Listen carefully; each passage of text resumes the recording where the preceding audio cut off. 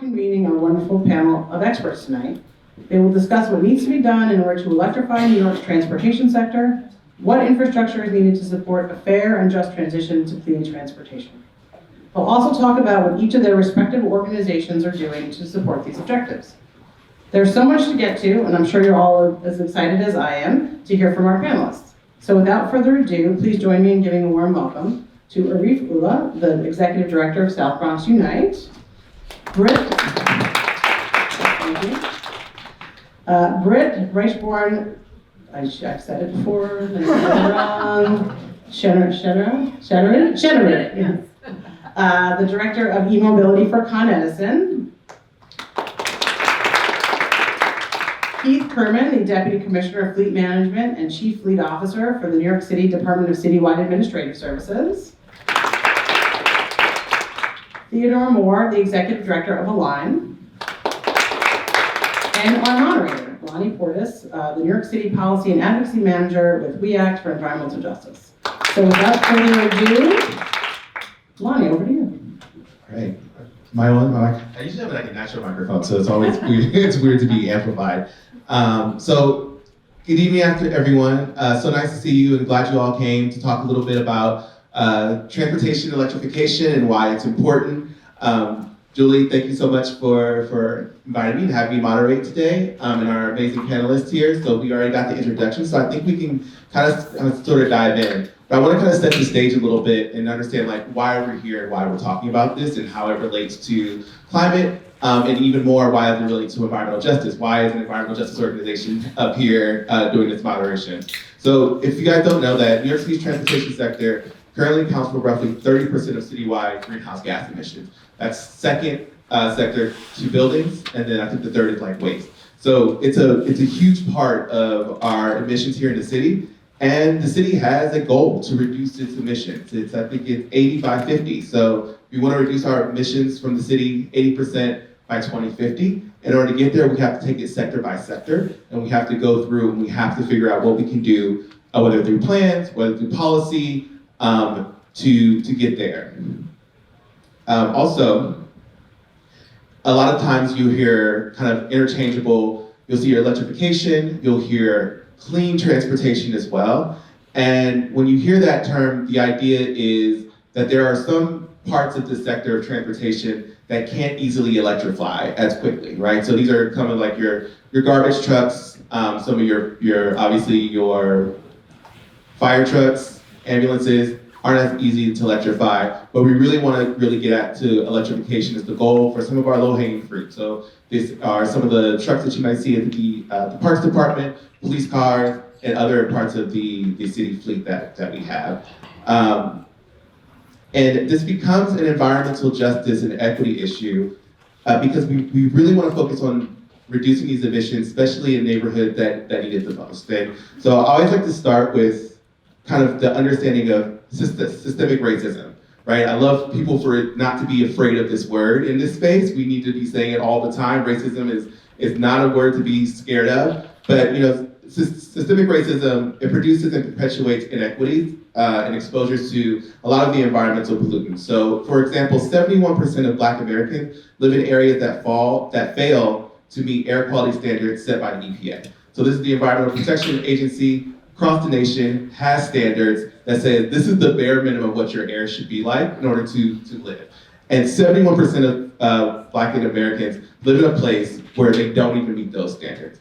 And we know that this is not necessarily by accident, right? This is not just, me as a Black person just happen to choose to live in a neighborhood where this is the case. What often happens is that there's discrimination within enforcement of certain laws, there's deliberate targeting of communities of color for toxic waste disposal and other kind of polluting facilities. There's also permitting for polluted facilities in overburdened communities. There's also the exclusion of people of color from staff and boards in certain spaces, and also within these larger companies who make these decisions as well. And so that is why we kind of want to fight for the environmental justice aspect of all the work that we do. We want that to be the foundation of clean transportation and electrification of this sector. And so environmental justice, so everyone knows, means the fair treatment and meaningful involvement of all persons, regardless of race, color, national origin, or income, with respect to development, implementation, and engagement of environmental laws, regulations, policies, and activities, and with respect to the distribution of environmental benefits. Yes, I still have to read it every single time because there are multiple ways to define environmental justice. But I just kind of want to give that bit of an overview of, how we want to set the stage and how the foundation of the work that we're doing today. And a lot of the folks here who are on our panel do make sure that that environmental justice component is the foundation of the work that they do. And then, so I want to kind of briefly mention what's going on right now in New York City, which is composed of a lot of different communities, a lot of different neighborhoods with different socioeconomic makeups. Oftentimes when we talk about environmental justice communities, those are also considered overburdened communities, communities where they're frontline communities, and also called disadvantaged communities. So these are all interchangeable words. So if you hear that throughout this kind of like panel discussion, they're all the same. They're all saying the same thing. The mapping might look slightly different at the city, state, and federal levels, but we're all getting at an overburdened population. And so in New York City right now, again, I mentioned that there's a target for greenhouse gas emissions of 80% by 2050.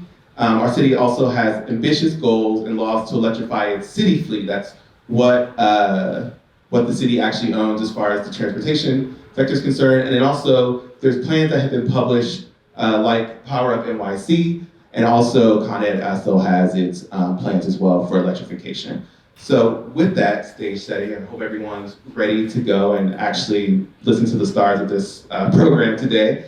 I'm gonna start with kind of a question and segue here. Why is clean transportation important to New York City, especially in environmental justice communities? And Arif, I want to ask you the first question. And what are the historical factors that set the stage for how environmental racism impacts New York City EJ areas today? Yeah, thank you. Thank you. Thanks, LJ, for setting the stage, and thanks, Julie, for opening it up for us, and thanks everyone for being here and being interested in this issue. So setting the stage a little bit more, how many of y'all have been to the South Bronx? Just show of hands. Okay, a lot of you. All right, that's good. And you have an open invitation to come back and visit us. So for those of you who have been there and those of you who haven't, the South Bronx is an area that has endured many decades of environmental injustice. And what I mean by that is we have a disproportionate number of polluting facilities. So in the Mott Haven Port Morris sections of the waterfront, which is where South Bronx Unite works, we have 4 peak power plants, so 2 different sites, 4 peak power plants. And we know that those peakers are running on a regular basis now. They're not just running on peak energy demand days. We also have last mile warehouses. We have Fresh Direct. By the way, Fresh Direct was incentivized to move to the South Bronx with $130 million in city and state taxpayer subsidies. This is a community that had already been enduring many decades of environmental injustice, and yet, our politicians saw it fit to incentivize them to move to the South Bronx. We have a FedEx warehouse. We have waste transfer stations, a waste management facility there processes the household waste of the entire Bronx plus Parks waste. And then we have recycling waste facilities and other types of facilities. On top of that, we've got the Cross Bronx Expressway, we've got the Major Deegan, we've got the Bruckner, and we've got 5 Upper Manhattan Bronx thoroughfares. Okay? That's what we're looking at right now. A lot of the polluting facilities that I mentioned, the waste transfer stations, the peakers, that's on public land.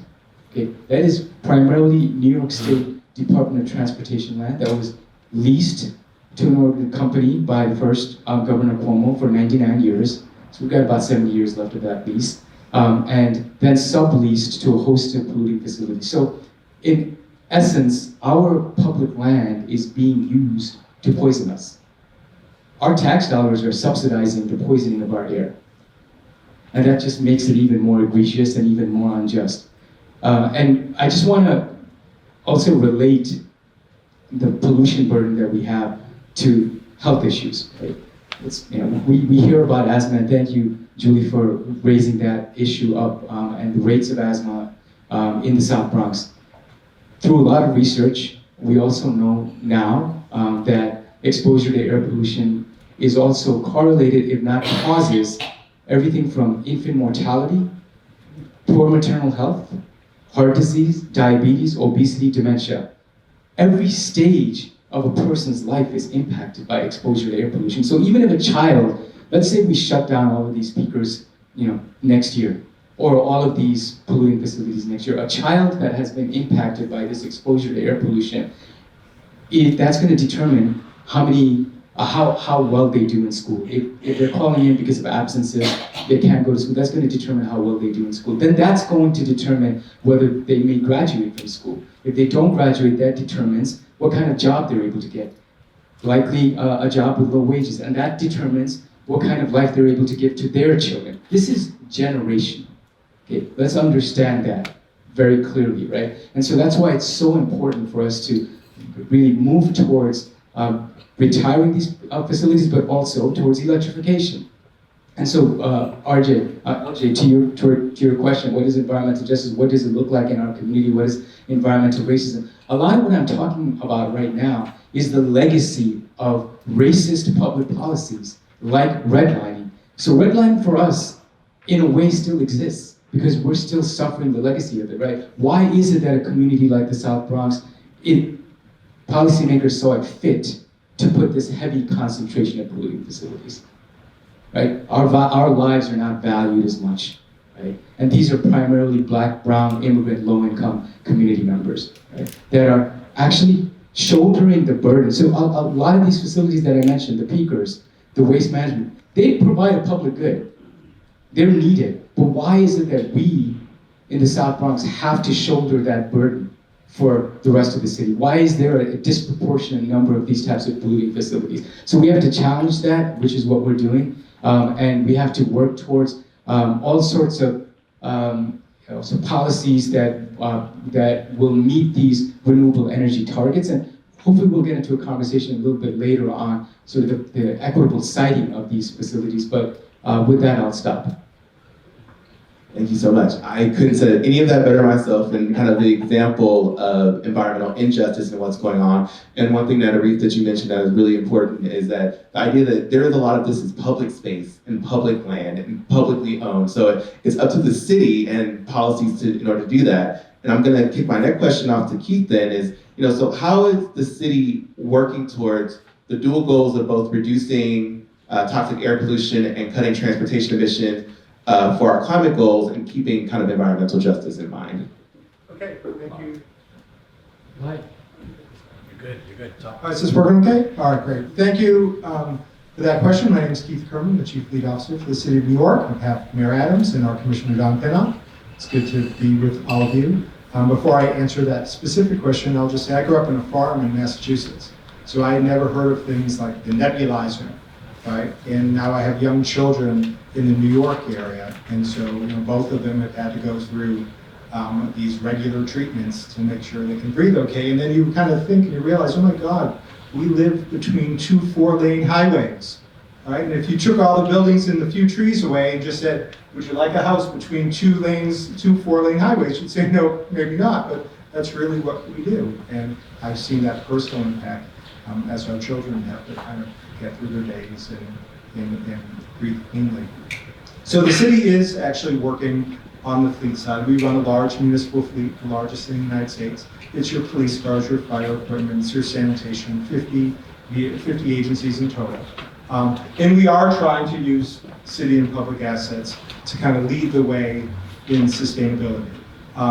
We committed to, in 2015, as part of the Paris kind of climate accords, to 50% greenhouse gas reduction by 2025. We'll talk a little bit later, but we will meet that. We'll be one of the few large organizations that actually sets one of those targets and then meets it, maybe even a little early. And then Mayor Adams signed in October of last year, Local Law 140, which is going to incentivize and push the city fleet to go all electric by 2035 for light and medium duty vehicles.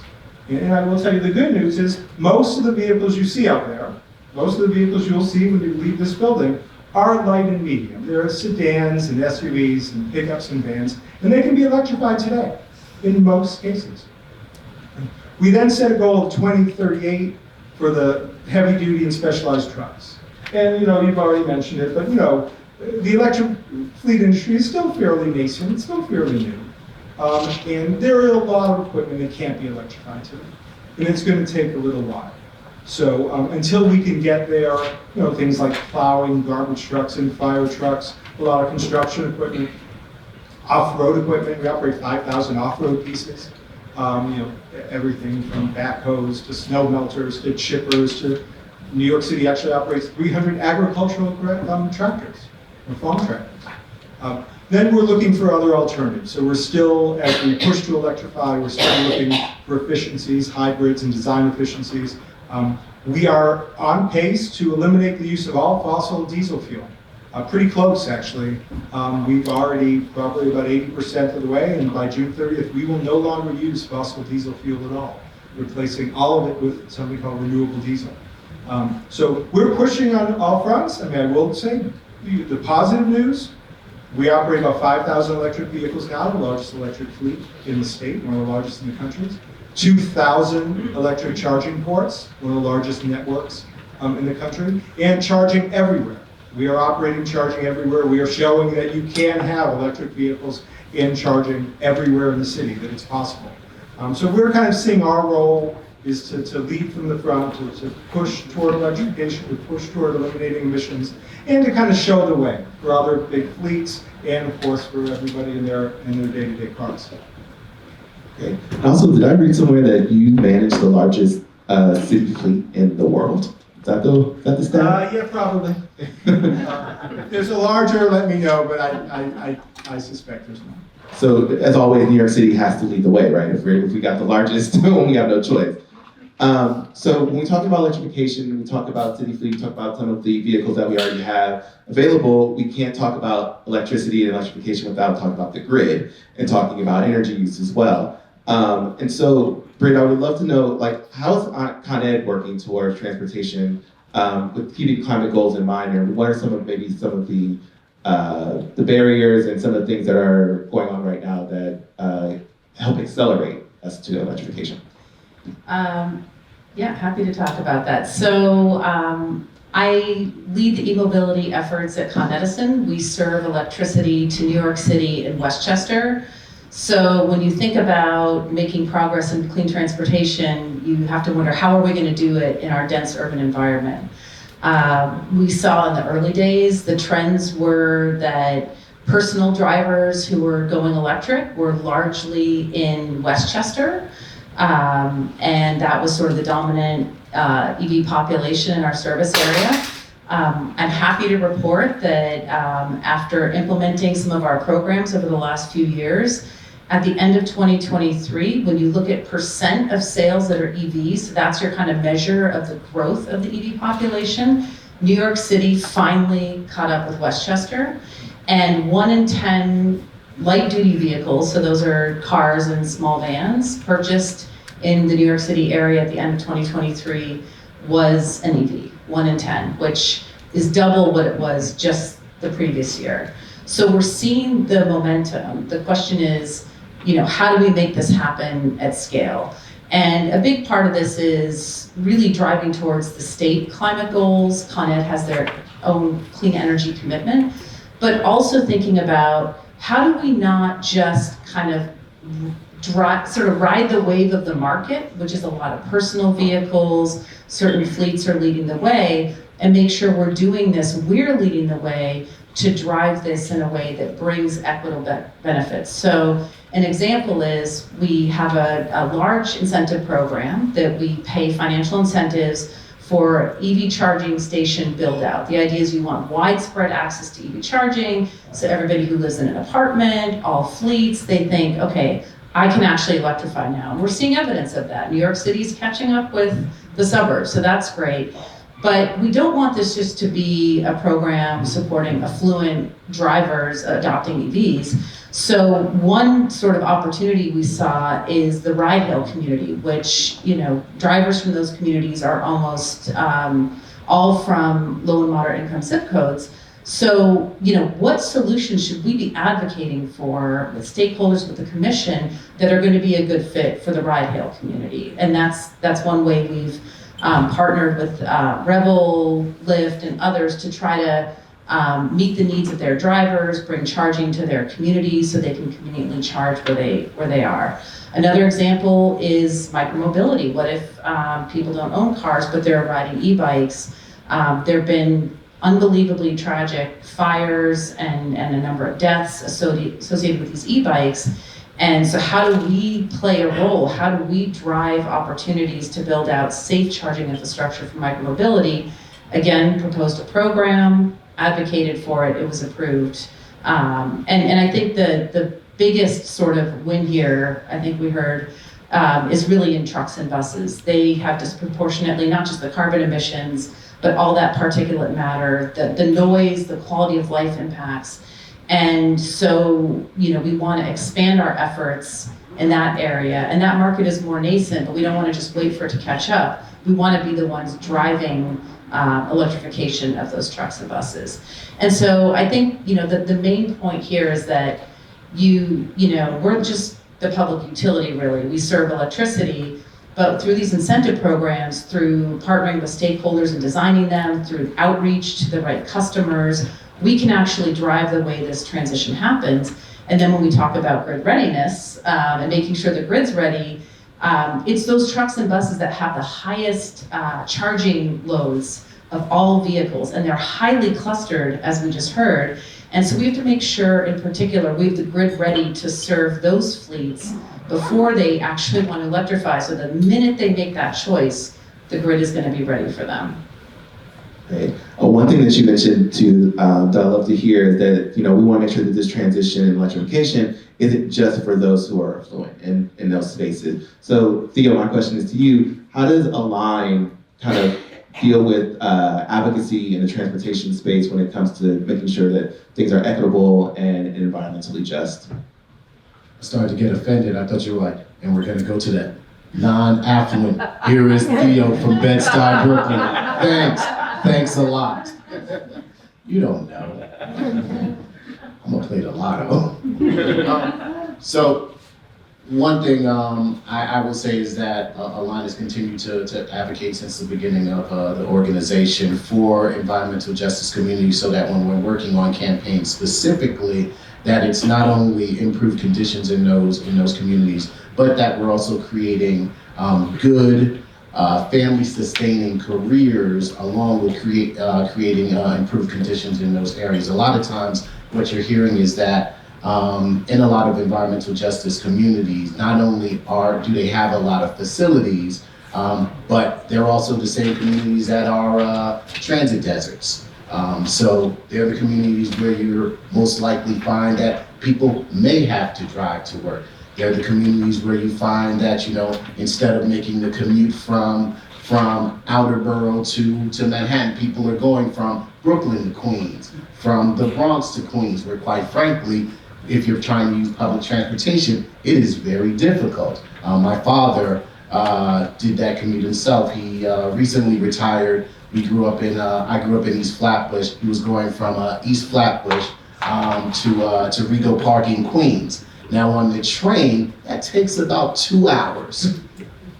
You have to take basically from our neighborhood, it was the 2 train from the first stop, then go to Atlantic, then basically take the R train to the second to last stop at 63rd Drive. 2 hours, driving about 20 minutes. And that's because the way the city was set up, there's basically no way to get from Brooklyn to Queens, from the Bronx to Queens, and I'm not even gonna talk about Staten Island, because we just don't do that around here. So what we've been doing is working on a lot of very strategic campaigns that not only add to the sustainability efforts, trying to bring our emissions levels down in those environmental justice communities, but also are catering and really trying to bring good labor jobs into those communities as well. So everything has that component, and specifically we want those jobs to be for the individuals in those communities who have been long suffering and forgotten, when there are jobs created. So a lot of times what you'll hear about in some of these last mile communities, is that a lot of times we're going to bring in this many jobs, we're going to bring in this many jobs, and quite frankly, that is enough oftentimes for the politicians to be like, great, here is a lot of money, probably more money than we need to create jobs, and we're not going to care about the climate conditions that you're forcing people to endure on a day-to-day basis. But we're saying that we can create clean jobs right here in New York City, in communities of color, for folks so that they can, breathe clean air and actually have, good labor jobs. Great. I like the element to add to that about the labor component as well. It's really important to understand that when we do this transition, we often talk about electrification of anything, whether it be buildings or transportation sector, that it does create more jobs. And we want to make sure that those who have been left out of those job markets before, previously, or marginalized communities, this is their opportunity and chance to really lead green jobs in, I think, in a lot of environmental justice communities. So I wanted to shift gears just slightly bit. I know that Keith already talked a little bit about local law 140, which requires that the city electrify its fleet. And I kind of want to know from both Keith and Britt, how do utilities and how does the city work together to kind of help kind of accomplish some of these kind of policies? Whoever wants to start with that. Sure. Actually, I'm going to go to your previous comment about jobs. So one thing that we've been doing out of DCAS, we have a long-standing and wonderful partnership with New York City Public Schools, with the automotive high schools, and we have been training the mechanics of the future. Mechanic jobs are tremendous jobs. They're well-paying. If you have mechanical skills or trade skills, you have a job for life. And we've been training automotive students in these paid internships and other programs on electric and hybrid vehicles. We've been donating electric vehicles to the automotive schools, helping them with their training curricula. So trying to not just develop the mechanics of the future out of our public high schools, but also have them learn their skills. Traditionally mechanics learned in the combustion engine. That was the job. And now really learn on electric vehicles, as well as some of the IT and technology components. There are really two big things changing in the fleet industry. One is electrification. The other is these are all computers on wheels. They are really, all your vehicles now are very technically dependent. A lot of them are getting software updates all through the day, like your computer is. So we've actually had a really nice program to do that, and something I was happy to talk about. The other nice partnership we have, of course, with Con Ed. We work with Con Ed every single day all over the city. We operate the largest charging network out there at a little bit under 2,000 ports. We've committed to add 500 electric chargers every year, 200 fast chargers every year.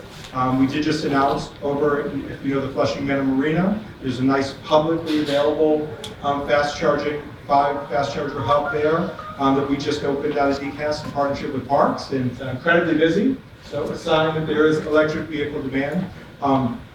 But obviously for us to meet these ever-growing emissions, to move electrification from sedans that don't take too much electric to vans, pickups, and then over to trucks, and we are starting to get our first truck orders out there. Obviously we need power. And so we've had a great relay assessing where can you install, what sites are viable, what are not. You can't always put a charger where you want to. But that's just going to be an ever-growing need.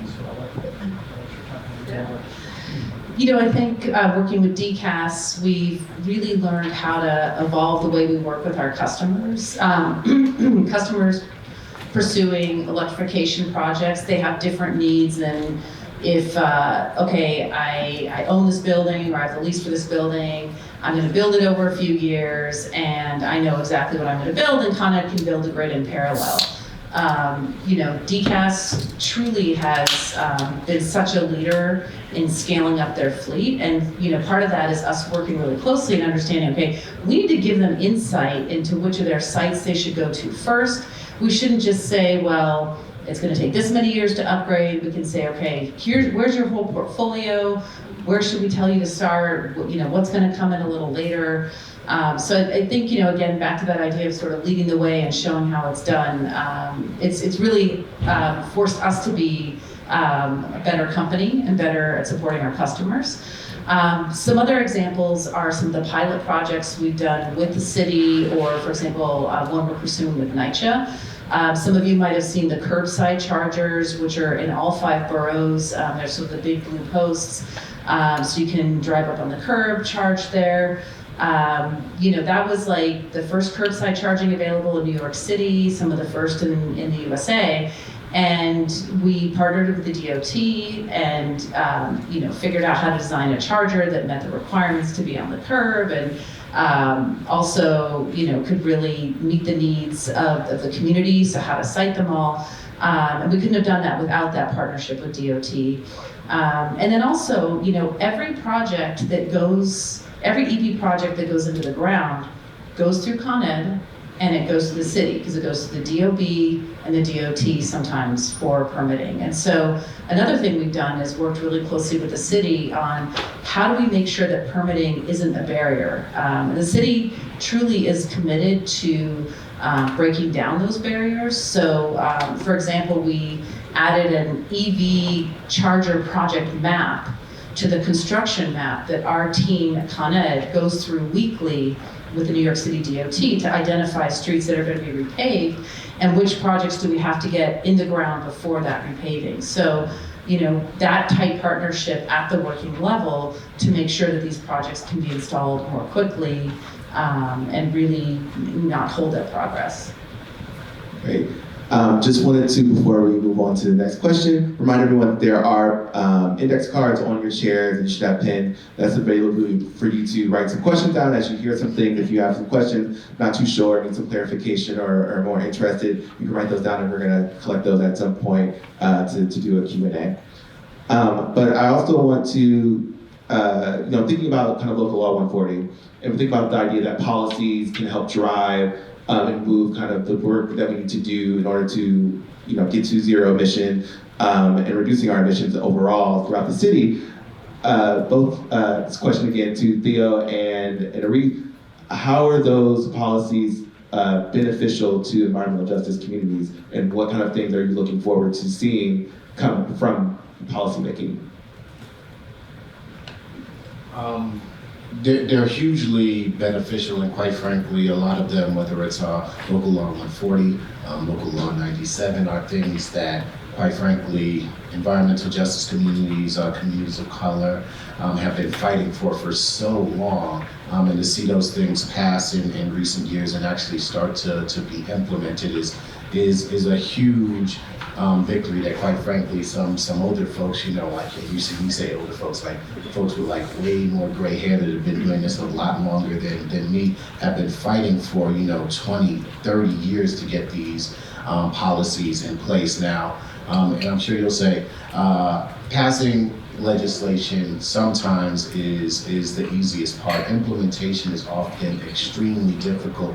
So that's the next phase, and that's where we're at with a lot of these policies, where it's really about implementation, making sure that not only are these policies put in place, but then budget year after year after year, there's money put into place to make sure that these things can properly be implemented, that there's people hired on the city level to be doing enforcement for a lot of these things, that there's education going out to the community. And I think that's really where we have to step in and make sure, having constant communications with all stakeholders and the administration, people in city council as well, to make sure that proper implementation happens, as fast as possible in the best way possible. Yeah, what Theo said.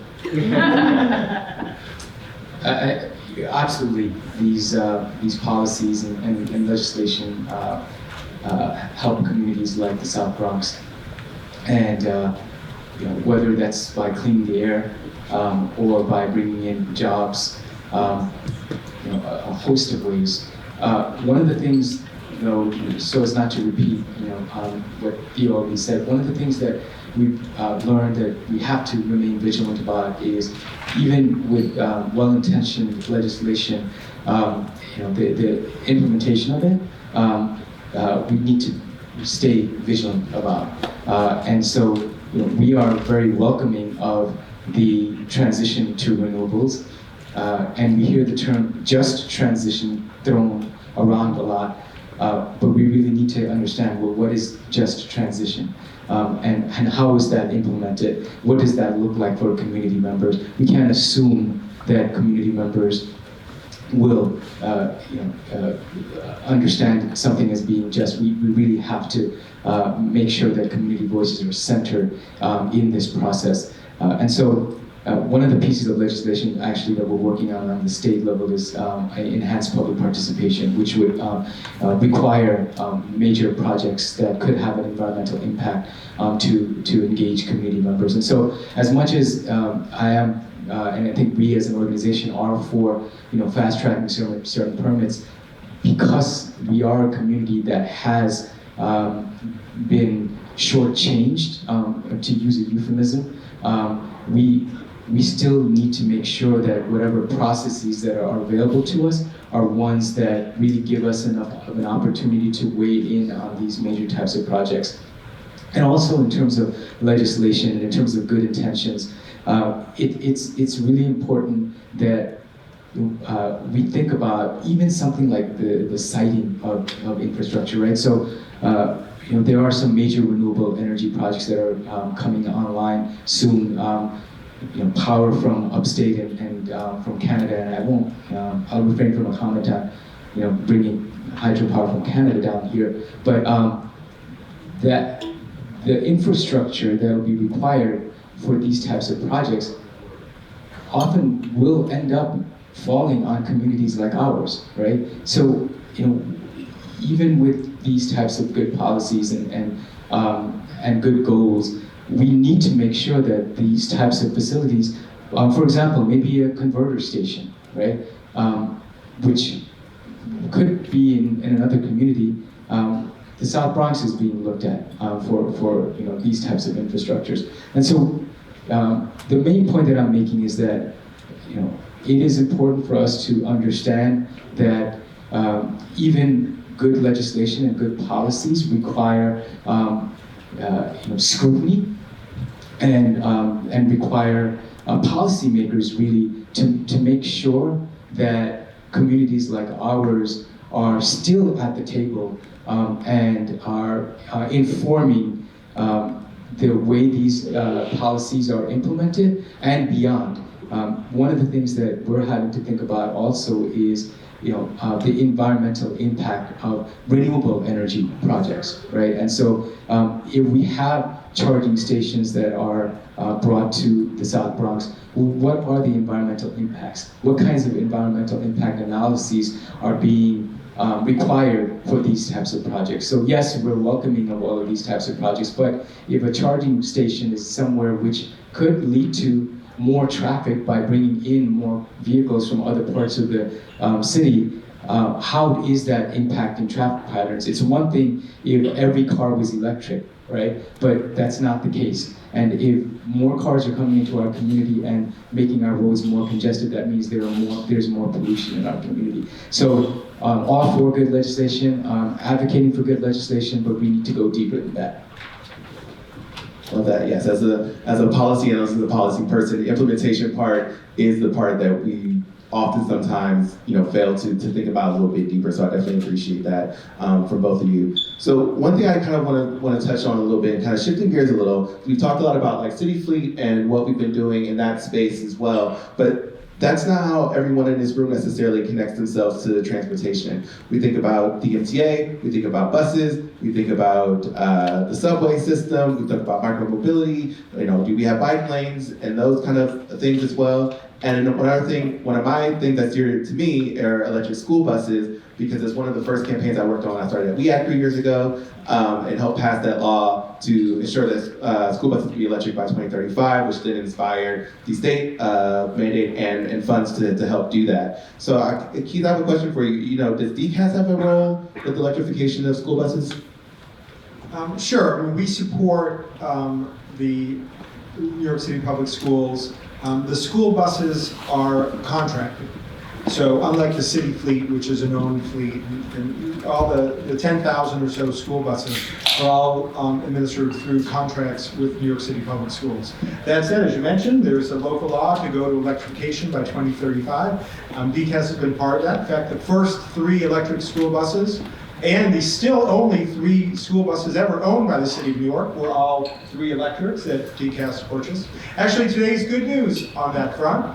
Mayor Adams announced a grant support, $61 million from the federal government, from the Biden administration, to purchase 180 school buses, NYLCVEF bus, which is the nonprofit school bus company, and for school bus companies. So that's going to be a big investment to kind of get the school bus electric program going. The good news, electric school buses are out there, they are viable, it is an achievable law. The hard work, there's a lot of logistical, charging, proving aspects still to do. So these 180 are going to really help us as we kind of think through what kind of charging do school buses need. Even like a basic question, do you need fast charging to be able to charge during the middle of the shift, right? You do the morning run. Do you have to charge midday, or can you charge overnight? These are very practical questions, but they're going to determine what kind of charging infrastructure we're dependent on. If we can charge school buses effectively overnight, that would limit the impact on the grid, that will limit the cost. If you need 250 kilowatt, real fast, expensive charging to be able to do a mid-shift run every day, doable, but much more expensive, much more drain on the grid, because now that would be peak load. And that would be in the middle of the day when there's the greatest demand out there. Now all the school buses will be charging. Another interesting potential long-term factor for school buses are very scheduled. And they are huge batteries. The electric school buses would be very large batteries. So there's a tremendous possibility to do what we call vehicle-to-grid type solutions. So the school buses could do your run during the day and bring your children to and back from school, and then during hot summer months, potentially these could be like a big battery station throughout the city, feeding energy back into the grid and relieving the grid during hot summer months so as to protect the grid. So today's a great news day on school buses. There's an enormous amount more to do, but I think we're starting to see some of that. Great, thank you. Britt, do you want to add anything in terms of electric school buses and the role that utilities play? Yeah, I guess it goes back to this question of it's great to have laws that are driving us to the right sort of future state, but getting there sometimes is quite tricky. And I think that New York City is a very unique place because of our density.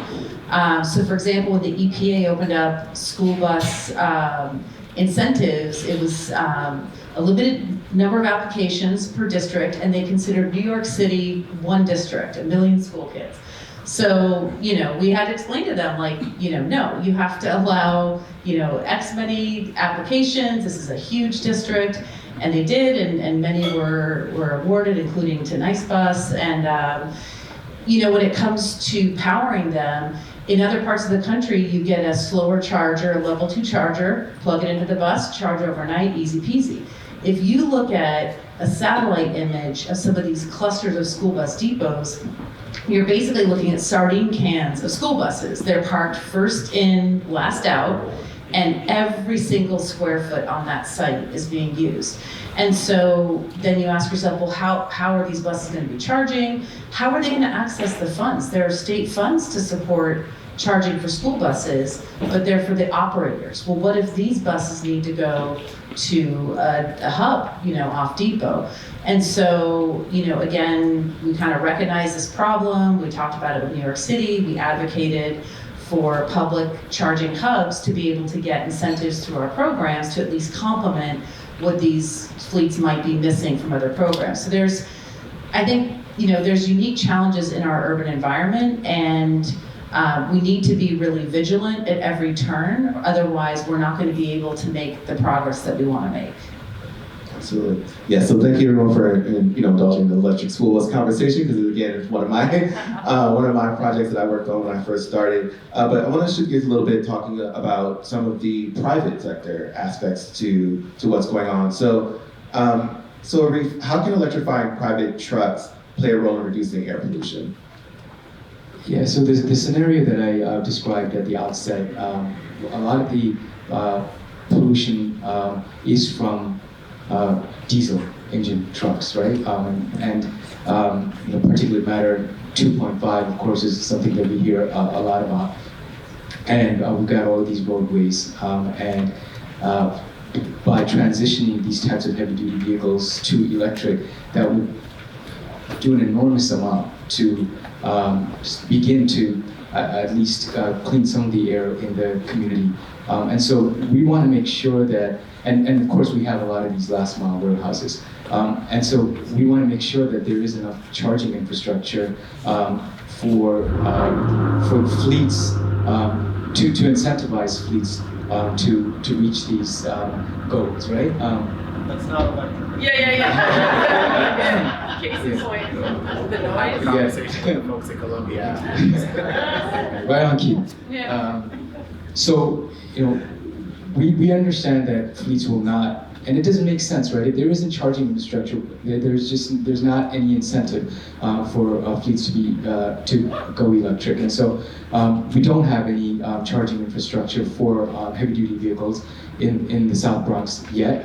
And of course, our part of the South Bronx, we have these types of businesses that I mentioned, but then right next to us is Hunts Point, which is one of the largest food distribution centers in the world, right? And the air pollution doesn't know boundaries. So what's being emitted in Hunts Point is also coming to us, and vice versa, of course. So we really need to be able to accommodate and expedite the transition by building the charging infrastructure that's needed, and also by making sure that the charging infrastructure is sited in places that won't contribute to more traffic and incentivize trucks from elsewhere coming into our neighborhood. Great. Thank you. I appreciate that. So as time kind of moves on, I wanna give Britt, I want to give you a second to kind of talk a little bit about medium and heavy duty transportation program a little bit, since we talked about last mile warehousing.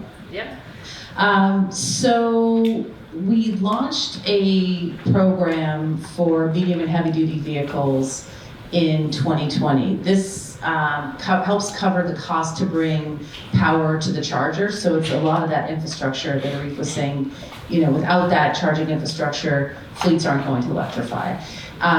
It had really limited eligibility. We had exactly one participant. But since we sort of worked with stakeholders and the Department of Public Service staff on sort of those limitations, the program was expanded at the end of last year. We're seeing a lot more interest. Now school buses can be funded, those public charging hubs can be funded, and what this does is it really provides that missing money to get the charging infrastructure up and running. Because one thing we haven't talked about is the economics of these projects. That today, for a fleet to electrify, it's going to cost more if you look at the total lifetime of that truck. It might be cheaper to charge electric than buying diesel, but to get that upfront charging infrastructure, plus the vehicle's more expensive, a rational fleet isn't going to do it. You need incentives to drive the fleets to make a different decision, to sort of fill in that missing money. And you need the right programs with the right eligibility to be able to sort of motivate the right fleets. And we are seeing that we've been able to support some of the fleets like last mile delivery. They are moving pretty quickly. Some of these larger companies, they do have a large impact. But they can also fund some of these projects. So we are seeing that interest start. And then with the school buses, with a lot of the funding, we're getting more and more inquiries from school buses. And so it feels like, on the light duty side, we've kind of turned the corner of the sort of the inflection point of this like steep adoption curve.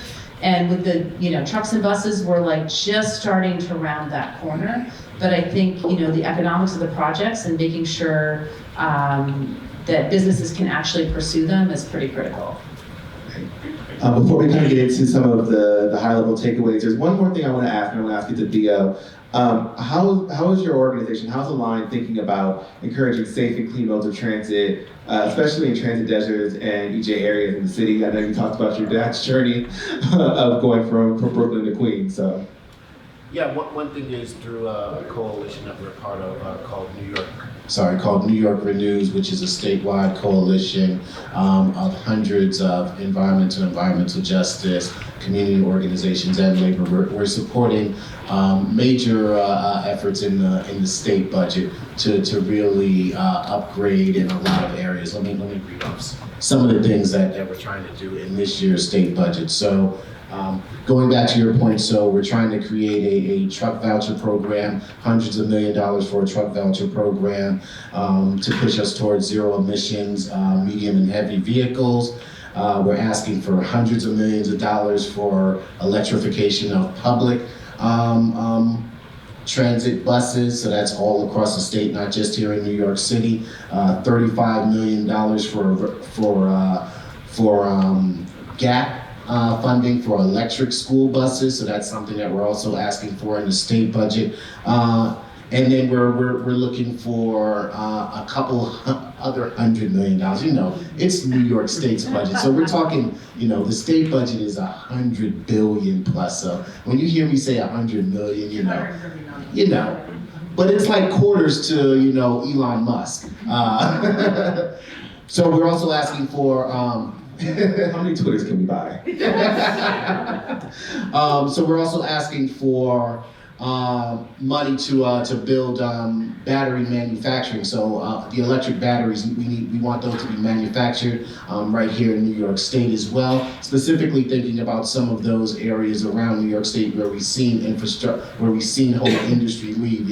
Western New York, Central New York. Think about the impact that Kodak has left in Buffalo and in Rochester.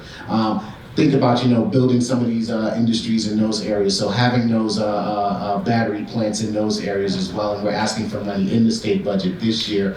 So if any of you know Governor Hochul, if you can just shoot her a text and say that the New York Renews crew will actually be in Albany on Wednesday, and if she wants to have a conversation with her, we can facilitate that. Great. And if any of you are interested in getting involved in any of that work, I'm sure you can find Theo as well. He will connect you. We got a bus to take you to Albany. Absolutely. All right, so we're gonna kind of transition to the high-level takeaway. I want everyone to take a second, make sure you fill out your card with the questions. I think Leah's gonna go around and collect those questions for you for the Q&A portion. But while you're kind of doing that, I kind of wanted to ask this question to everyone, and we'll go down the line. We'll start with Keith. What is one takeaway that you would like for everyday New Yorkers to get from this conversation? Anything that individuals or communities can do. Sure. All right. Well, first, it's happening. There's a lot of tremendous progress being made. I always like to remind people that just 15 years ago, the most exciting or important thing happening in the electric vehicle industry was a documentary video, Who Killed the Electric Car? Right? The industry was in such problematic state that the only interesting thing happening was try to capture its demise. Right? Now, we sometimes go the opposite direction, and everybody's, every vehicle should be electric tomorrow. The industry isn't actually there yet, but enormous progress being made, electric models growing up all the time. Just 3 years ago, I would have told you we did not have an electric pickup or van in the fleet. We now have 600. And so that is moving. And so hopefully, 3 years from now, I'll be here and say, well, the trucks weren't ready now, but now they are. So we're seeing enormous progress. We're also seeing progress in biofuels. We've replaced all diesel fuel with renewable diesel. Until we can get to electrification, we're going to get rid of fossil fuel and do better. We're still seeing hybrid development and other efficiencies. The one thing we all can work on together, and I will put in a note that DCAS is about to announce something on these lines. There's still an enormous amount of education that needs to be done on all of these alternatives. Most people, when you talk about electric vehicles, have never driven one. I'm almost tempted to say by show of hands, how many of you have ever been in an electric car? I think a Tesla here, actually. I guess this is a committed crowd. and do not understand these alternatives, right? And why are they beneficial, right? Just the simple fact that electric vehicles, unlike that motor outside, are also quiet among their many benefits. And so I still think there's an enormous amount to be done in educating, promoting, explaining. There is and it's going to be very prevalent this year, unfortunately. There is a counter trend in the United States, and it's very politically motivated. It's attempting to drive a wedge between the union movement and the environmental movement. And I think we're going to hear, unfortunately, more and more about it this year. So I think everything be done to educate on electric cars. The fact is, they're great vehicles, they're quiet, they're powerful, they're clean, they're great performing vehicles.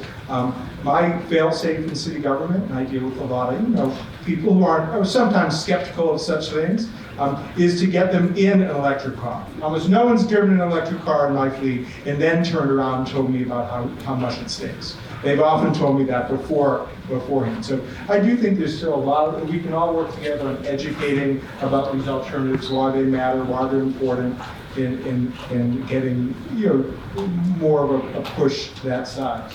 Ultimately, it really needs widespread adoption. Theo, and what you think about? So one is that there is a lot of happening around clean energy, and quite frankly, the success actually depends on the involvement of folks in the community. So it's going to be individuals in these environmental justice communities, in communities of color that are actually pushing us to the next level. Because quite frankly, when you think about electric cars currently, the pushback comes against that, like liberal Manhattan elite individual. But when you let individuals know, no, this is going to include you. Not only will you be driving these vehicles, not only will your kids be riding in these vehicles, but you will get that job. So the maintenance on that vehicle, you will be doing that work. And quite frankly, our labor partners have the ability to train you in that. So like the job that you thought was going to lose, we're going to create more jobs than that, and your children will be trained in those jobs. So they'll have a career after that. So people need to understand that this will actually include them, and that is the only way that we will be successful in this movement, is that if it actually is from the ground up built, community level, that there's education involved there, that there is, employment involved there. And quite frankly, that people need to understand that the elected officials are really looking to the community to push them in that direction, and the power that we actually have to tell elected officials that this is what we need. I think if in 1985 Mayor Koch had, after seeing Back to the Future, was like, all of the cop cars are going to be DeLoreans, that company would still be around to this day. And I think we're at that point right now where New York City, quite frankly, has the purchasing power to really change industry and what we're looking for from all of these manufacturers. And it's gonna come from the community say, we want this. We want to be riding in those vehicles. We want the manufacturing jobs here. We want the maintenance jobs here. And then the elected officials are really going to understand how big this is and push us in that direction. Great. Arif? Yeah, very briefly, just a lot of what Theo has already said. I would just ask folks to pause and consider the public goods that they receive and where those public goods are coming from. Not all of them, but likely they are located in communities like the South Bronx. And so get informed, get involved, and that includes contacting your elected officials. And you are, of course, getting, the fact that you're here is an indication that you're getting informed. But contacting your elected officials, making sure that they vote right on the issues, and really deferring to frontline communities, right? And centering those voices. Be a good ally. A lot of what we're doing simply wouldn't be possible if it weren't for partnerships and allyships. And so, be in alliance with us and get involved in these campaigns, because we can only do this if we're working together. I think building probably on what all three have said, I think this is happening, to Keith's point. This is already underway, this transition, which is great, but that at every turn we need to be super thoughtful and mindful about how it's happening and look for those opportunities to steer it in the right direction. So, this isn't just about that, Manhattan condo owner with their Tesla parked in the private garage downstairs. But the Taxi Limousine Commission opened up licenses for EVs for a very short period, and a huge incremental number of EVs were sold at the end of last year, November, December, about 5,000 cars. And we have about 70,000 cars, electric cars on the road, including all of Keith's 5,000. And so, Keith's whole fleet was sold in November, December to TLC drivers, basically. Policies can have a real impact. If Con Ed with its incentive programs is making sure there's charging for those drivers, we can move this in the right direction, focusing on the less obvious things like micromobility, making sure we're having an impact with trucks and buses, and again, meeting the needs of all the challenges in this dense environment. We really can drive this transition. We don't have to be sort of market takers, we can be market makers and move it the direction that we think it should be moved. Great. So we're gonna go into questions. I guess I have one takeaway from listening to everyone is the intersectionality of everything and how it all kind of comes together and how there's a lot of different players, a lot of different stakeholders, and we all need to be working together and being in the same room. And that's why it's important to have panel discussions like this so that we're understanding all of these different aspects of this work that we're doing. All right, so we've got some questions here. I'm gonna go by the first one I see on here. Also was vain and did not bring my glasses, so give me one. It's a belt. I know. All right, so this one's for Con Ed. What challenges do you see in sourcing and delivering the additional electricity that will be required to meet these goals? So on the one hand, we have been delivering electricity with unprecedented reliability to the New York City area for 200 years. So we know how to forecast, we know how to plan the grid. What's new here is that you have a lot of EV load coming on really quickly. It's coupled with buildings load, but the EV load is unique because of those areas we heard about from Arif. It's highly concentrated. So instead of being sort of spread out, affecting a little infrastructure here and there, all the feeders in one area or the substation that they all lead to, that's really going to be impacted. If you look at Zariga Avenue in the Bronx, 20% of the school buses in the city park on that 2-mile stretch with FedEx, with Krispy Kreme, with MTA, etc. So we do need to be more nimble in the way we plan the grid. We can project more or less the areas where we need to make sure we're going to bring power. And we need to start building the grid ahead of time. As loads were flattening with energy efficiency, you had some economic development, but you had energy efficiency. Load growth was really modest. We're not in that era anymore. And we need to sort of get out of this mindset that if we're 6 months early or a year early, that's a problem. We need to avoid the risk of being too late. And especially, the equity part is for those trucks and buses, those areas with the concentrated load. We cannot be the reason that those projects can't go forward. Great, that's a great answer. That's a very good question. I'm going to ask this next question and I'm gonna kind of direct it to Arif and Theo for this one. How do you navigate the tension between moving really fast to electrify and building renewables while also thinking about taking into account community concerns about infrastructure? Yeah, thank you. And that is a very real challenge with communities like ours. Yes, we welcome and we are pushing for the quick transition to renewables, but as I stated earlier, we simply can't take that these projects are going to happen in the right way, and it has to really include community voices during the permitting process, from the inception to the completion of these projects. So really making sure that at every stage there are opportunities for our voices and not as and one of the things that I think a lot of frontline communities will tell you is that we have been approached for years for our thoughts, but it's a checkbox. right? And there's no real meaningful input, right? And our opinions basically go into a vacuum, never to be considered or seen again. And so we want to make sure that our input is actually being considered in a substantive way, and that our opinions and our realities and our real experiences are being considered when developing and implementing projects. I mean, it's a constant fight against NIMBYism when it comes to siting of a lot of these facilities, and I think, for your traditional environmental justice communities around New York City, your South Bronx, your Red Hook, your Sunset Park, folks are like, we can do things differently now.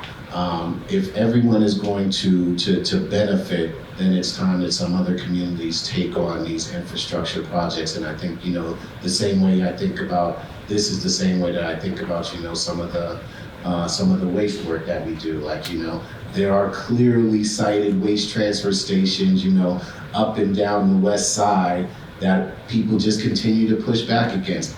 There's space here in New York City and other communities for a lot of these facilities, and it's quite frankly that other communities start to take their fair share.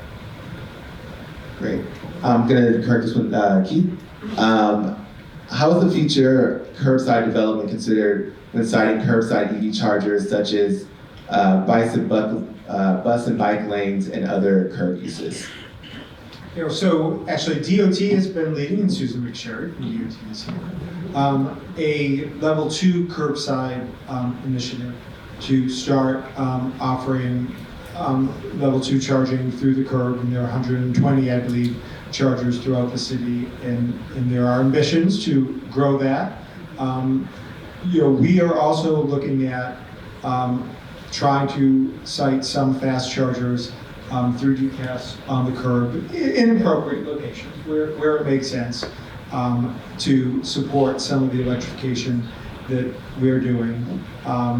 We're always looking at issues of, questions of whether you could develop light pole charging and things like that to really expand the potential to get charging opportunities. We are cognizant that, there are also concerns about having charging out on the curb, right? So it's a balance, and with all these, on the implementer side, it is a challenge because New York is a very space-constrained place. So on one hand, everyone wants electrification, but then you do, but they're not here, and not there, and not there. As an implementer, then we say, all right, well, you've eliminated here, there, and over there. So I believe there's nowhere left. So where are we doing it? So it's always a challenge. We have cars on the curb all over the city. That's not a secret. They're there. And so while we have all these, quite literally hundreds of thousands of cars along the curb, I think it's reasonable to look at, can we charge them and have them be clean vehicles as opposed to gas or diesel vehicles while they're there and where they are. So DOT's been leading that effort. DCAS is also working a little bit as well. And I think there's a lot of interesting potential. Great. I was just looking through some of the questions. A lot of them did overlap. So if you need to get your specific question asked, there was probably some time there. Time-wise, we got one more? Okay. So it's one good question here, one more question. I think I'm going to kick it to all of our panelists, maybe a couple sentences on this to kind of close this out. This is a really great question, and I love it. What kind of metrics are you using to measure success to these initiatives, programs, and electrification plans, especially through an equity lens?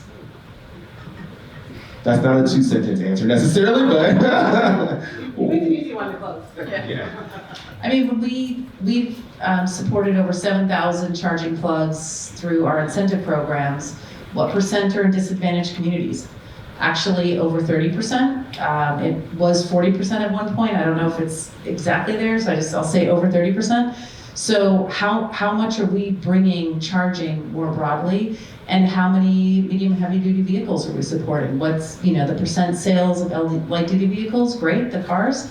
But how many of those trucks and buses are really being purchased and supported in our city?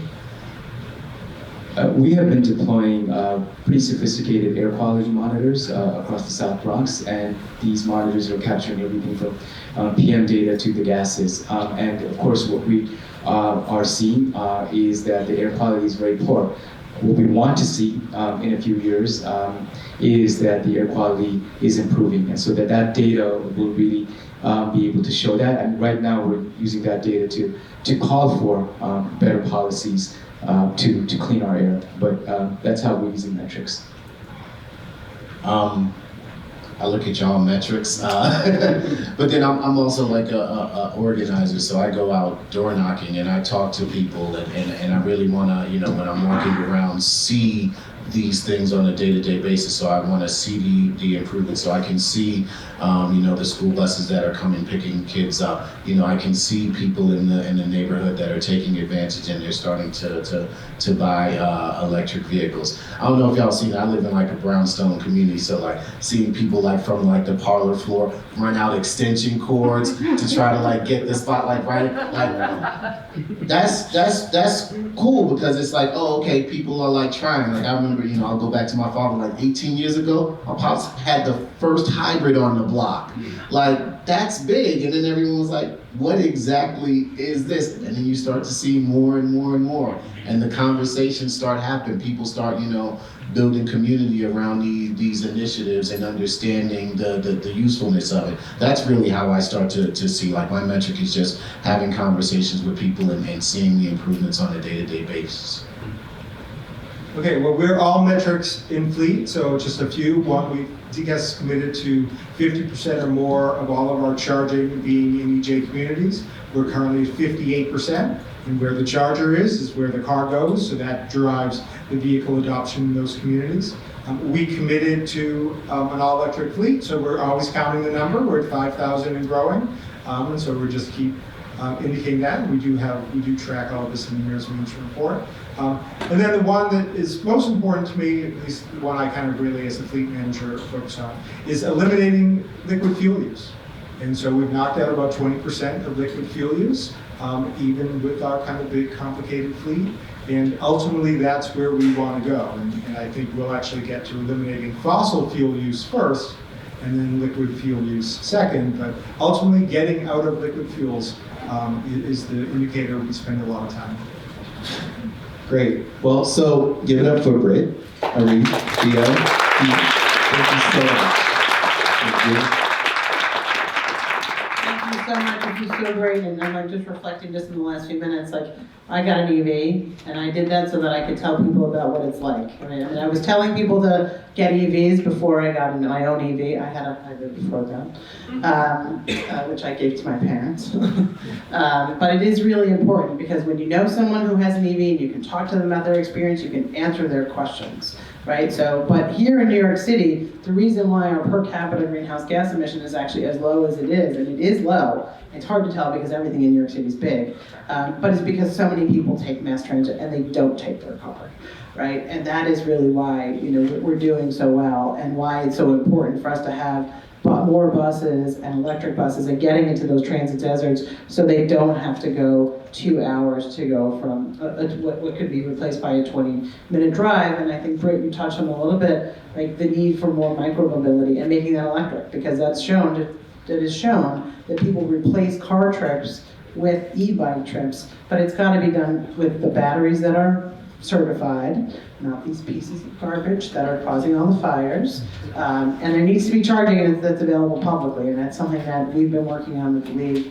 I am pleased to report today, Arif, that as part of the announcement about the millions of dollars for school buses, there was also $15 million for electrification at Hunts Point for both trucks and for the refrigerator in trucks so that they can keep the stuff cold. And we do need more incentives.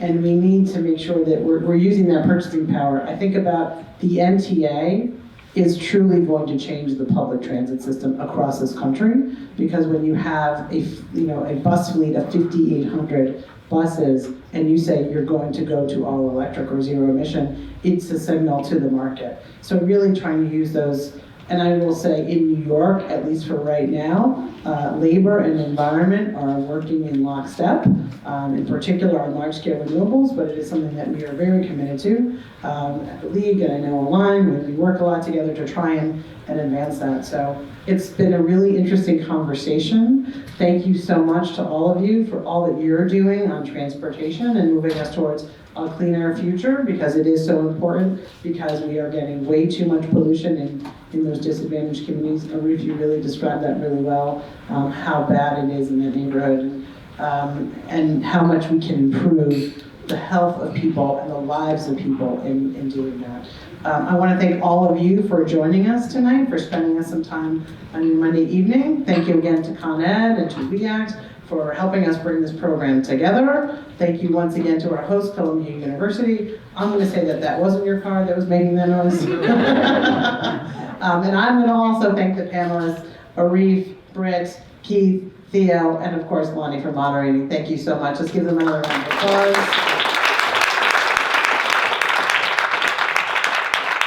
I will plug one last thing. We have 2 upcoming events that may be of interest from the Education Fund. On March 28th, we are holding a Lunch and Learn webinar to unpack our New York City policy agenda. Alia Sumro, our Deputy Director for New York City Policy, will be the star of that show.